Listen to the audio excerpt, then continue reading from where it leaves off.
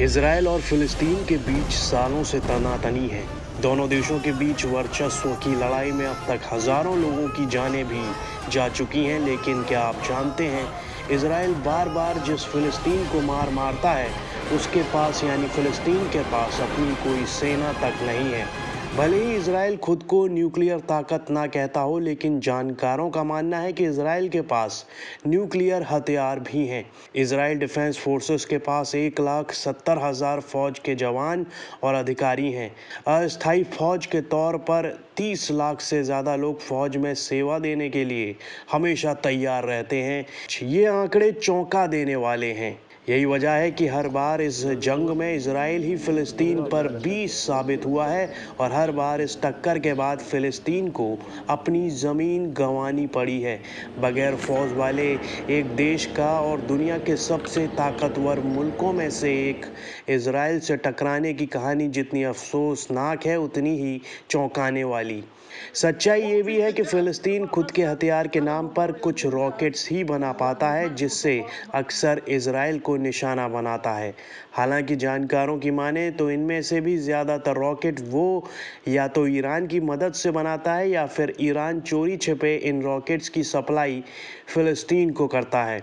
फिलिस्तीनियों के पास कोई स्थायी सेना तो नहीं है, लेकिन गजा और वेस्ट बैंक में इजरायलियों से लोहा लेने वाले हमास समेत कई लड़ाके गुट में और इनकी संख्या करीब 80,000 के आसपास है। उधर आंकड़ों के मुताबिक इजरायली एयरफोर्स में 34,000 से भी ज़्यादा जवान काम करते हैं। उनके पास 684 लड़ाकू विमान हैं, जबकि फिलिस्तीन के पास एक भी फाइटर जेट नहीं है। यही हाल नौसेना का भी है। जहां इजराइल के पास कई पनडुब्बियां और जहाज़ हैं, वहीं फिलिस्तीन के पास नौसेना के नाम पर कुछ भी नहीं है। इसके अलावा इजरायली सेना के पास ऐसी मिसाइलें हैं जो न केवल फिलिस्तीन के तमाम हिस्सों को, बल्कि इजराइल से दुश्मनी रखने वाले उसके पड़ोसी मुसलमान देशों को भी अपना निशाना बना सकता है और घातक नुकसान भी पहुंचा सकता है। यानी कुल मिलाकर इजरायली तकनीक के सामने फिलिस्तीन का कोई जोर नहीं है। केवल फिलिस्तीन ही नहीं, इजराइल के आसपास के दूसरे मुसलमान देश भी इजराइल पर हाथ डालने से डरते हैं, क्योंकि उसने कई बार इन देशों को न केवल हराया है, बल्कि उनकी ज़मीन पर भी कब्जा कर लिया है। इस सब के बीच सवाल ये है कि अगर फिलिस्तीन के पास अपनी फ़ौज नहीं है, तो हमास फिलिस्तीन की ओर से लड़ाई क्यों लड़ता है? तो इसका जवाब हमास के वजूद में आने से है।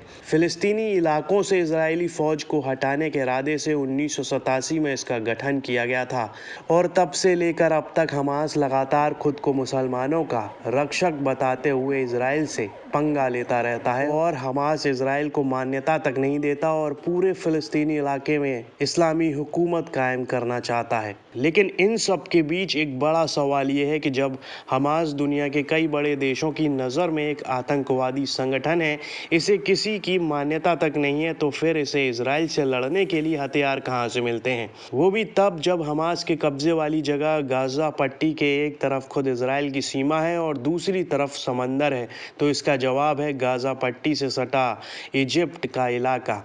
ये दुनिया जानती है कि फ़िलिस्तीन और इजराइल के बीच जारी जंग में ईरान शुरू से ही फ़िलिस्तीन के साथ रहा है और ईरान इजिप्ट के रास्ते ही फ़िलिस्तीनी गुट हमास को अपने हथियार और रॉकेट मुहैया करवाता है।